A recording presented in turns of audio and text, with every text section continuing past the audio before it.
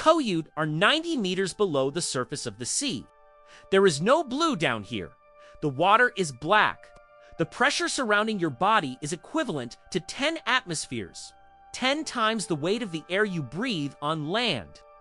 Every square centimeter of your suit is being compressed by a force that, without the right equipment, would crush your lungs in seconds. You are a commercial saturation diver. You work in underwater structural maintenance, oil platforms, pipelines, cables. It's specialized work, well paid, extremely dangerous. Your air supply doesn't come from a tank on your back. It comes from a hose, the umbilical that runs all the way up to the support vessel at the surface. That hose also carries your communications, your temperature regulation, your medical monitoring. It is what keeps you alive.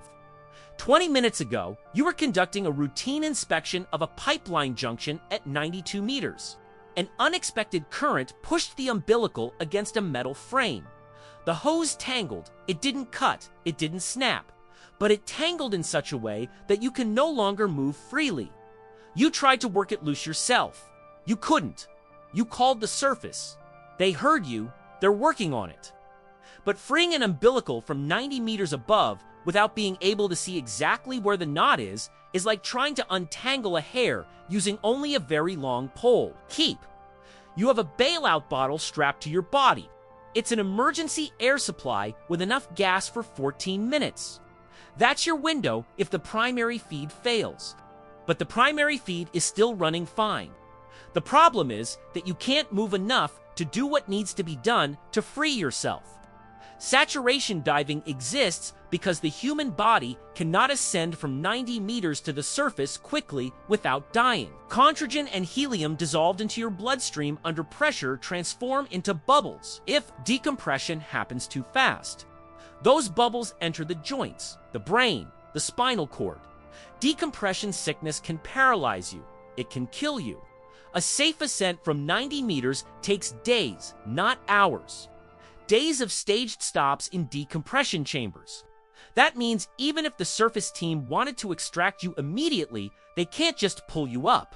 You would die in the process. Rescue has to happen down here, or it doesn't happen at all. Nitrogen narcosis is present. At 90 meters, the partial pressure of the gases you breathe begins to affect cognition. It's roughly comparable to having 3 drinks quickly. You're conscious and functional, but your thinking is slightly compromised. Your tolerance to this effect has been built up over years of training, but it never reaches zero. The surface is sending a second diver. He needs time to gear up, time to descend to your depth. You hear the voice of the dive supervisor through the communicator in your helmet. He is calm, deliberate. He tells you the second diver is in the water, that he's on his way down, that this is going to be worked out. You know the procedure. You know the calm voice is part of the protocol, not because everything is necessarily under control, but because panic at 90 meters in a trapped diver can be as lethal as any equipment failure. On November 12, 1983, on the Bifford Dolphin platform in the North Sea, an error during a saturation chamber transfer resulted in the instantaneous depressurization of a chamber containing 4 divers. The pressure shifted from 8 atmospheres to 1 in a matter of milliseconds. The effect on the human body of a pressure change that drastic and that sudden is not something that can be described cleanly. All 4 divers died instantly. EI 5th diver, connected to the chamber through an umbilical, was propelled by the blast. The Bifford Dolphin accident is studied in forensic medicine programs to this day. You know about that accident. Every saturation diver does. Not as historical curiosity, as a reminder of what happens when the system fails in a specific way. You keep that knowledge in a compartment while you work. You can't let it float freely, but it's there. The second diver has arrived. You can see him now, a light moving toward you through the darkness. He's about 15 feet out. He's assessing the tangle in the umbilical. You communicate through hand signals and short-range radio. The knot is snagged on a metal protrusion from the pipeline housing at an angle that requires one person to push while the other pulls. On the surface, this would take 30 seconds. Down here, in suits, Against a current with limited visibility, it's taking longer. Quick! You glance at your backup pressure gauge. The bailout bottle is fully charged. 14 minutes. The primary feed is still running normally. You are not in immediate danger of losing air. The risk is time. It's the cold. It's the current pressing back. It's anything you haven't thought of yet.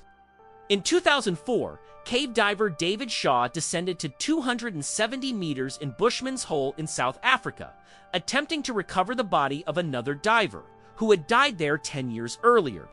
No human being had ever reached that depth in an open-circuit dive. Shaw filmed the entire descent. The footage shows the kind of absolute composure you only develop after years at extreme depth. The kind of calm that isn't the absence of fear, it's fear transformed into procedure. Every step in sequence. Every check completed, David Shaw died on that dive, entangled by the shroud of the very body he'd gone down to retrieve. The footage from the camera on his helmet captured everything. It was recovered afterward. You don't think about that now. You think about the umbilical, about the second diver, about the procedure. 3 minutes after he arrived, the knot gives knot all at once. One side first, then a small rotation, then the other side releases. The umbilical comes free. You feel the difference immediately. The tension is gone. You can move. The supervisor on the surface guides the extraction. No rush, controlled descent. Every decompression stop on schedule, you will spend the next 96 hours inside a decompression chamber on the vessel, ascending in pressure increments spread across 4 full days. That's standard. That's the protocol. Conjuration divers spend weeks at a time living and working at the pressure equivalent to their working depth. They eat, sleep, work, and talk all under pressure. Inside habitat chambers, because cycling up and down to surface pressure every shift would slowly kill them through accumulated decompression stress. They literally inhabit a different world from the surface world, even while living inside the same ship. What you just survived was a serious incident, not catastrophic. 200 meters deeper, the current would have been stronger. The tangle might have cut the hose instead of merely kinking it. The second diver might have taken longer to reach you. The knot might have held. You're at 70 meters now, ascending on schedule. The darkness is still total, except for the lights on your equipment. But the umbilical is straight. Airflow is normal. Communications are clear.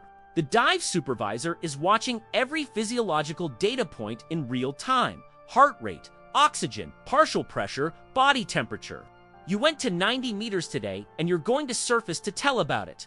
Not everyone does.